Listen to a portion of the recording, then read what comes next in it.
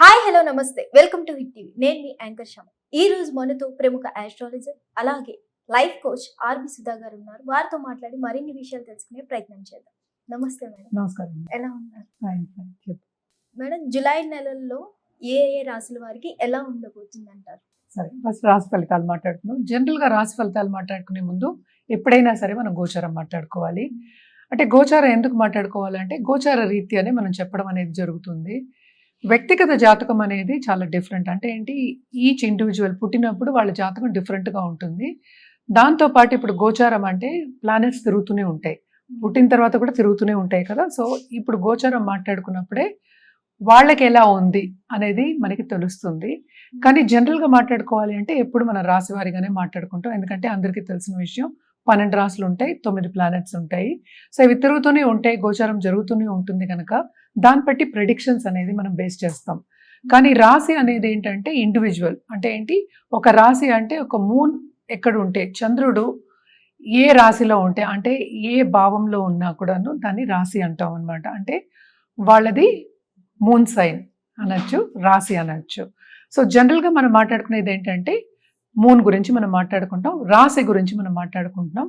అలాగే ఏంటంటే చాలా మందికి డిఫరెన్సెస్ వస్తాయి. అంటే ఏంటి అంటే నక్షత్రం రాశిలో ఉంటుంది, నక్షత్రానికి అధిపతి వేరే వాళ్ళు ఉంటారు, అలాగే రాశికి అధిపతి వాళ్ళు వేరే వాళ్ళు ఉంటారు. అంటే ఈ 9 ప్లానెట్స్ మళ్ళీ మనకి వస్తాయి.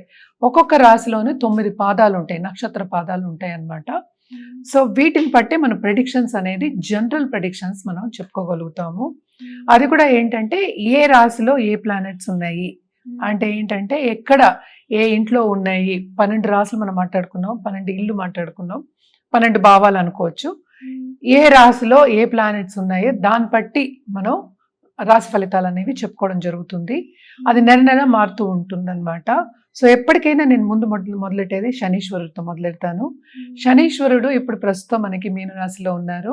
ఆయన ఏంటంటే 13వ తారీఖు 13 జూలై రిట్రోగ్రేషన్ అవుతున్నారు అనమాట. దాని తర్వాత మనం మాట్లాడుకోవాలి ఏంటంటే మనకి వీనస్, శుక్రుడు ఆయన ఓన్ హౌస్ లో ఉన్నారు. ఓన్ హౌస్ అంటే ఏ రాశి అంటే వృషభంలో. ఆయన మిథునానికి 26th జూలై వెళ్తున్నారు అనమాట, గోచరం జరుగుతోంది. అలాగే సన్ ఏమో ప్రస్తుతం ఏమో మనకి మిథునంలో ఉన్నారు. ఆయన 16th జూలైకి మనం కర్కాటకానికి వెళ్తున్నారు అనమాట. సో అక్కడే మనకి మిథునంలోనే మనకి గురు ఉన్నారు. గురు బేసిక్గా ఏంటంటే ఆయన కంబషన్లో ఉన్నారు, అంటే కొంచెం స్తంభించిపోయి ఉన్నారు. ఎందుకంటే సన్కి దగ్గరగా ఉన్నారు కనుక ఆయన 10th జూలై కంబషన్ నుంచి బయటకు వస్తున్నారు అనమాట. తర్వాత మనం మాట్లాడుకోవాల్సింది ఏంటంటే మెర్కురీ ఏంటంటే మనకి మెర్కురీ అన్నా బుధుడన్నా ఒకటే, మనకేమో కర్కాటకంలో ఉన్నారు. ఆయన ఏంటంటే ఇప్పుడు 18th జూలైకి రిట్రోగ్రేషన్కి వెళ్తున్నారు, అంటే వక్రిస్తున్నారు అనమాట. సో దాని తర్వాత మనం మాట్లాడుకోవాల్సింది మార్స్ ప్రస్తుతం మనకి సింహంలో ఉన్నారు. సింహరాశిలో ఉంటూ ఏంటంటే కేతుతో పాటు ఉన్నారు, ఎందుకంటే కేతు కూడా మనకి సింహంలోనే ఉన్నారు. 28th జూలైకి మనకి కన్యకి వెళ్తున్నారు అనమాట. అలాగే రాహు ప్రస్తుతం ఏంటంటే కుంభంలో ఉన్నారు. సో మోస్ట్ ఇంపార్టెంట్ ఇక్కడ ఏంటంటే శనీశ్వరుడు 13th July retrogression is very important అనమాట. అలాగే మనం చూసాము అంటే కంబషన్ నుంచి జూపిటర్ కూడా మనకి బయటకు వచ్చేస్తున్నారు.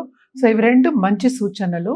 అండ్ ఆల్సో మనం చూసాము అంటే వీనస్ కూడా ఓన్ హౌస్లో ఉండి కొన్ని రాసుల వారికి చాలా మంచి ఫలితాలు అనేది ఇస్తుంది అనమాట.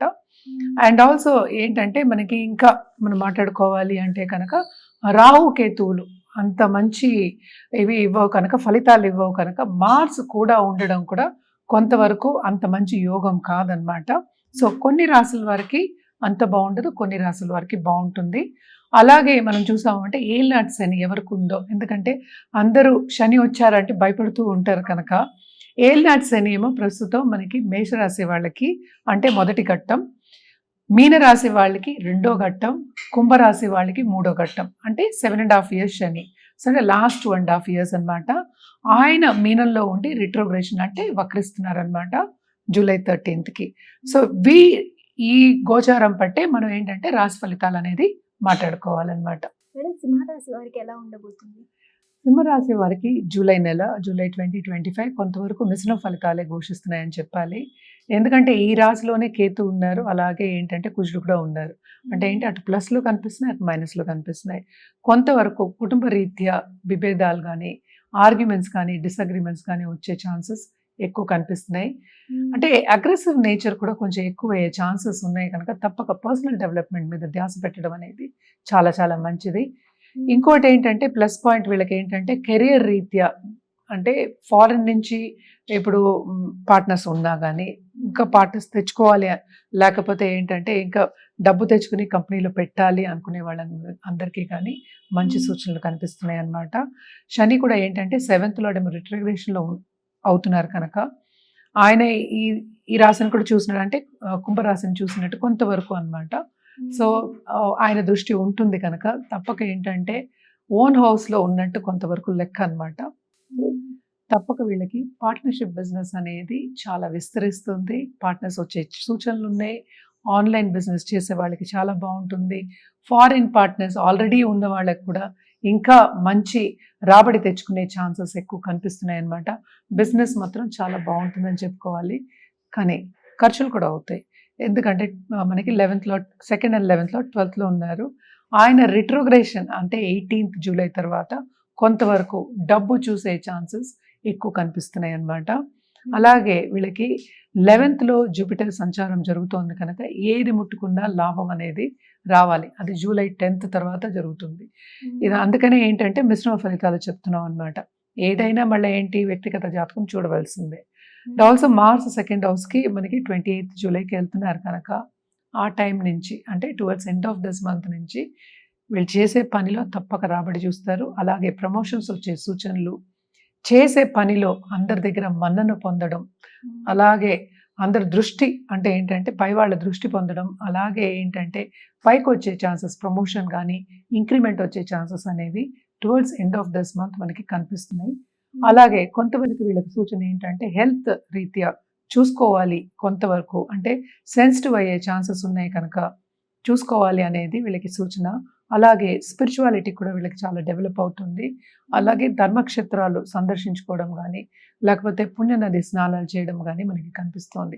అంటే ఇంట్లో పూజలు ఎక్కువ చేయడం అనేది మనకి ఎక్కువ కనిపిస్తుంది. అంటే ఆధ్యాత్మికంగా ఎక్కువ పయనించడం అనేది ఈ నెలలో కనిపిస్తోంది అన్నమాట. అలాగే మనం పరిహారాల విషయానికి వస్తే కనుక తప్పక వీళ్ళు ఏంటంటే సూర్యుడికి అర్ఘ్యం ఇవ్వడం, అలాగే ఆదిత్య హృదయం చదువుకోవడం చాలా మంచిది. అలాగే హనుమంతుడికి కంటిన్యూస్గా అంటే నిత్యం పూజ చేయొచ్చు, హనుమాన్ చాలీసా చదువుకోవచ్చు. కానీ సాటర్డే వెళ్ళి చదువుకోవడం ఇంకా మంచిదన్నమాట. ఇవన్నీ చేసుకుంటూ ఉంటే కొంతవరకు ఏంటంటే పాజిటివ్ రిజల్ట్స్ అనేవి లాంగ్ టర్మ్లో కనిపిస్తాయి. సింహరాశి వాళ్ళకు కూడా ఈ నెల అంటే జూలై 2025 మిశ్రమ ఫలితాలే ఘోషిస్తున్నాయి. ఎందుకంటే అష్టమ శని ప్రభావం తప్పక ఉంటుంది. సో ఫ్యామిలీ పరంగా కొన్ని ఇష్యూస్ అనేవి ఫేస్ చేస్తారు అన్నమాట. ధన్యవాదాలు మేడం, చాలా చక్కగా వివరించారు.